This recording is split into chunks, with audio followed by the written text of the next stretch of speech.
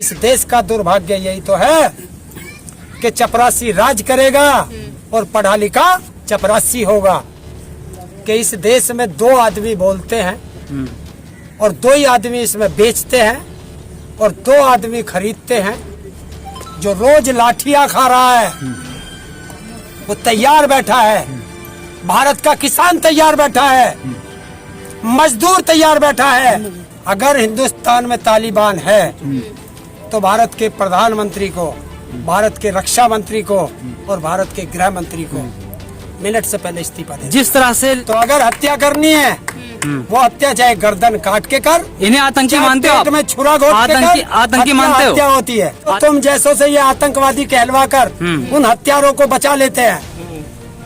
हत्यारा का हो इन लोगों को जो भारत का संविधान कहता है, नफरती का हो इन्हें, नफरत फैलाने वाले का हो।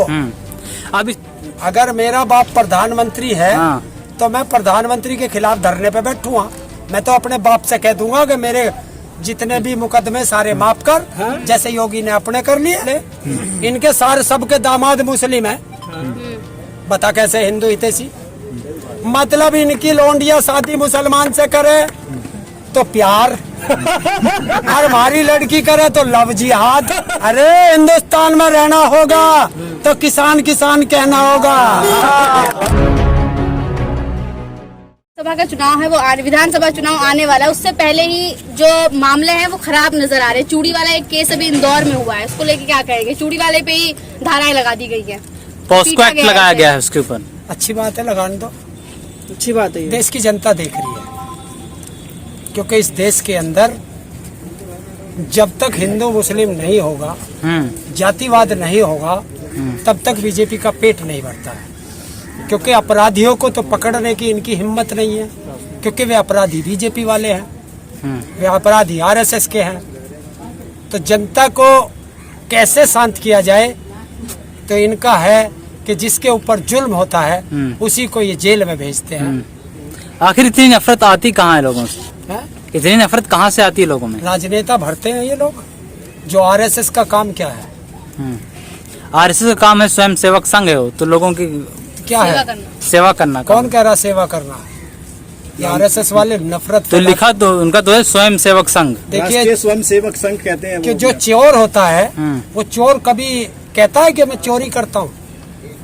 कहता है ना, वो लिखता कहीं। और जिस तरीके से जंतर मंतर पे नारे लगते हैं, कानपुर की घटना होती है, ये मान लिया जाए कि ये यूपी चुनाव की तैयारी है बीजेपी की इस बार? देखिए, बीजेपी का एक केस अभी तक 5 शब्द थे, अब से बीजेपी में 6 शब्द आ गए हैं। और बिना इन 6 शब्द के इनका चुनावी सफर ना शुरू होता है ना खत्म होता है। कौन से शब्द हैं? हिंदू मुस्लिम, कब्रिस्तान शमशान, और 5वां था इनका पाकिस्तान। लेकिन अब इन्हें छठा मिल गया, छोटा भाई तालिबान। ये सारी चीज मीडिया भी तो कह रही है, क्या तालिबान पे डिबेट चल रही है। और किस चीज पे चलेगी? देश का मुद्दों से ध्यान भटकाने का इससे बढ़िया तरीका कहाँ है? अभी तक इनके पास था कि भारत में कोरोना की 3री लहर आने वाली है। उधर तालिबान वाला क्राइसिस हुआ, भारत से कोरोना का सारे मीडिया से भाग गया। लेकिन आ तो रहा है, कह रहे हैं 4 लाख केस नए आएंगे सितंबर में। क्यों? ये भविष्यवक्ता है। इसका मतलब नीति आयोग ने कही ये बात? क्या नीति आयोग बताएगा या भारत के वैज्ञानिक बताएंगे या भारत के डॉक्टर बताएंगे? इस देश का दुर्भाग्य यही तो है कि चपरासी राज करेगा और पढ़ा लिखा चपरासी होगा।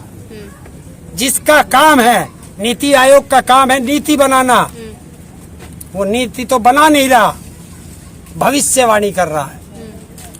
अरे एम्स के डायरेक्टर है, बड़े डॉक्टर हैं गुलेरिया, वो बताएं, और हमारे इसके वैज्ञानिक होंगे वो बताएं तो बात जायज भी लगती है।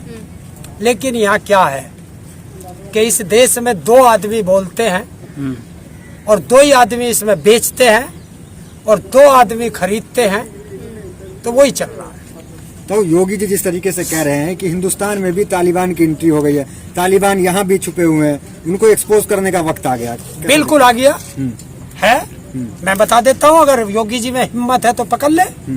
आज भारत का अर्णव गोस्वामी वो बैठा नोएडा में और उसने ट्वीट किया है कि आर भारत विद तालिबान। पकड़ो। लेकिन वो तो मुस्लिम में तालिबान खोज रहे हैं, हरे कपड़े में, हरा तो आप भी है। तो मैंने तो पहले ही बता दिया था कि 5 शब्द के अलावा इनका होता नहीं।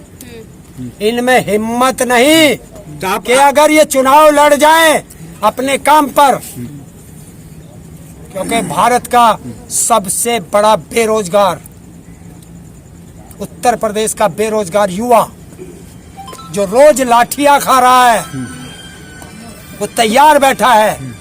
भारत का किसान तैयार बैठा है, मजदूर तैयार बैठा है, और जितनी कंपनियां बेच दी उनके कर्मचारी तैयार बैठे हैं। तो आप कि कब हमारा वोटिंग करने का नंबर आए और कब इनको हम प्रदेश से और देश से भगाए। आप नहीं मानते हैं कि तालिबान यहाँ पे है? योगी जी जिस तरीके से कह रहे हैं, अगर हिंदुस्तान में तालिबान है तो भारत के प्रधानमंत्री को, भारत के रक्षा मंत्री को और भारत के गृह मंत्री को मिनट से पहले इस्तीफा दे। जिस तरह से भारत के अंदर कई राज्यों में देखा जाए, चाहे इंदौर की बात हो, चाहे उत्तर प्रदेश की बात हो, चाहे दिल्ली की बात हो, हर जगह कहीं दलित बेटियों के साथ रेप हो रहा है, कहीं मुसलमान के साथ चूड़ी बेचने वाले को मारा जा रहा है, रिक्शा चलाने वाले को मारा जा रहा है, जय श्री राम के नारे लगवा के मारे जा रहे हैं। क्या ये तालिबान का हिस्सा नहीं? क्यों? तालिबान वाले भी तो ऐसे तालिबान थोड़ा ही है, तो भारत है। तो ये लोग कौन है? ये लोग कौन है? बीजेपी के गुंडे, आरएसएस के गुंडे। कहने तालिबानी नहीं कहोगे ना, आरएसएस के काम तो ऐसा ही है ना, क्या लोगों की जान लेना। देखिए और बात सुनिए, रोटी खाना चाहे हिंदुस्तान में खा, चाहे अमेरिका में खा, चाहे पाकिस्तान में खा, चाहे लंदन में खा, सब रोटी मुंह से खाते हैं, कान से कोई नहीं खाता। तो अगर हत्या करनी है वो हत्या चाहे गर्दन काट के कर। इन्हें आतंकी मानते हो आप? में छुरा घोट के कर, आतंकी मानते हो? हत्या होती है। आतंकी मानते हो आप? क्या ऐसे घटना करने वाले को आतंकी मानते हो आप? हत्यारा कहता हूँ। क्यों आतंकी कहने से बच क्यों रहे हैं आप? आतंकी क्यों कहते हो? लेकिन क्यों? कहा तो जाता है कि भारत सुरक्षा आतंक उनको कहते हैं। सुनिए, आतंकवादी भारत में एक शब्द है कि जो विदेश से आके आते हैं उनको आतंकवादी कहते हैं। जो आतंक करे वो अरे यही आतंकवादी। कह के तो तुम जैसों से ये आतंकवादी कहलवा कर उन हत्यारों को बचा लेते हैं। हत्यारा का हो इन लोगों को, जो भारत का संविधान कहता है। नफरती का हो इन्हें, नफरत फैलाने वाले का हो। अब इसी आरएसएस के संगठन से एक भारतीय किसान का एक मोर्चा बना हुआ है, भारतीय किसान संघ, जो आपकी बातों के साथ सहमत हो गया है। अब एमएसपी पर लिखित कानून को लेकर के आपके साथ साझा कर रहा है। आपकी बात क्या कर रहा है? 9 महीने से कहा था वो, 9 महीने से कहा था। अब तो आपके साथ है ना? हमारे साथ क्यों होता? या तो वो कहे कि आरएसएस को हमने छोड़ दिया, या वो कहे कि जब तुम आरएसएस में तुम हो, आरएसएस की सरकार है तो सरकार से करा ले। मतलब अपने आप एक ड्रामा देश को दिखाने के लिए कि हम भी किसानों के साथ हैं और वहाँ हम बैठ रहे हैं धरने में। धरने में क्या आपका मंच तो साझा किया ना उन्होंने। सुन, अगर मेरा बाप प्रधानमंत्री है तो मैं प्रधानमंत्री के खिलाफ धरने पे बैठूंगा। मैं तो अपने बाप से कह दूंगा कि मेरे जितने भी मुकदमे सारे माफ कर, जैसे योगी ने अपने कर लिए। राजनीतिक मुकदमा कहा जा रहा है, राजनीतिक मुकदमा आपको। कौन है? हत्या का मुकदमा राजनीतिक नहीं होता। आप आरोप लगा रहे हैं। क्यों? 307 का मुकदमा राजनीतिक नहीं होता। और पता है हाई कोर्ट के क्या, सुप्रीम कोर्ट के क्या आदेश आए? उससे पहले निपटा लिए इन्होंने। संत है, सुप्रीम कोर्ट के आदेश है कि जो भी आपराधिक मुकदमा होगा हाई कोर्ट और सुप्रीम कोर्ट से परमिशन लेनी पड़ेगी। ये दोबारा खुलेंगे, सरकार बदलने दो, सबके खुलेंगे इनके। चोर कभी कहता है कि मैं चोर हूँ? कहता है? बलात्कारी भी नहीं कहता कि मैं बलात्कारी हूँ। और जितने साधु सन्यासी होते हैं वो अपना सब चीज त्याग कर तो सन्यास लेते हैं, और यहाँ तो सब चीज को छोड़ करके साधु सन्यासी में लगा के कुंचा यहाँ तो भोग करने के लिए राजगद्दी पे बैठे हैं। तो जिस तरीके से हिंदुत्व मॉडल को लेकर योगी आदित्यनाथ मैदान में उत्तर प्रदेश चुनाव में, क्या लगता है कामयाबी मिलेगी इस मॉडल पे? कि भैया हम हिंदू ना, हमारे पे शक है। आप ही की बात तो कर रहे हैं, आप ही की चीज को तो कर रहे हैं। कौन कर रहा? हिंदुत्व की रक्षा कर रहे हैं। ऐसे हिंदुत्व के ठेकेदार भारत में चाहिए ही नहीं, जो देश को नफरत की राजनीति में झोंकते हो। ऐसे नफरतबाजों के लिए हिंदुस्तान में कोई जगह नहीं है। हिंदू हितैषी पार्टी तो मानी जाती है बीजेपी, ना हिंदुओं के लिए ना तत्पर रहती है। कौन कह रहा? इनके जितने बड़े नेता सबसे पूछ ले, इनके सारे सबके दामाद मुस्लिम है। बता कैसे हिंदू हितैषी? मतलब इनकी लोंडिया शादी मुसलमान से करे तो प्यार, और हमारी लड़की करे तो लव जिहाद। ये दोहरा चरित्र क्यों? गलत बात बोल रहे हो आप, सबको नहीं कह सकते। लेकिन क्यों? सब तो ही नहीं है ये।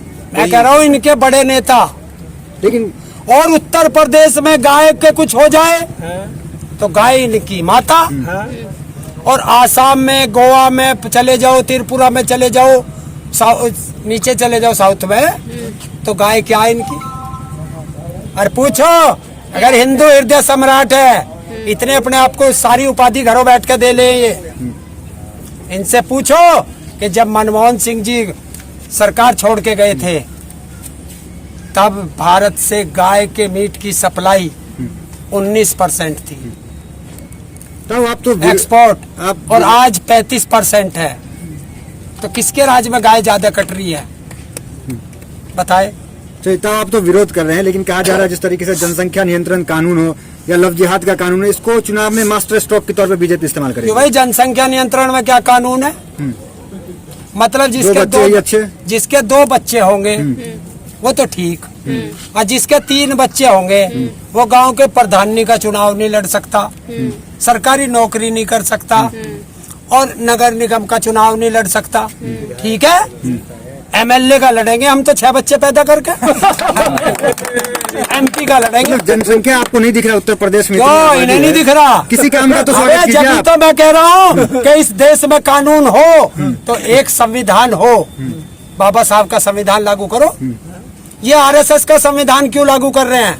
देश में आरएसएस का संविधान नहीं है, बाबा साहब अम्बेडकर। कौन कह रहा है? बाबा साहब के संविधान में बताओ। सस्ती लोकप्रियता के लिए कुछ विचार मत दीजिए। बाबा साहब के संविधान में लिखा है कि सबको एक जैसा कानून मिलेगा।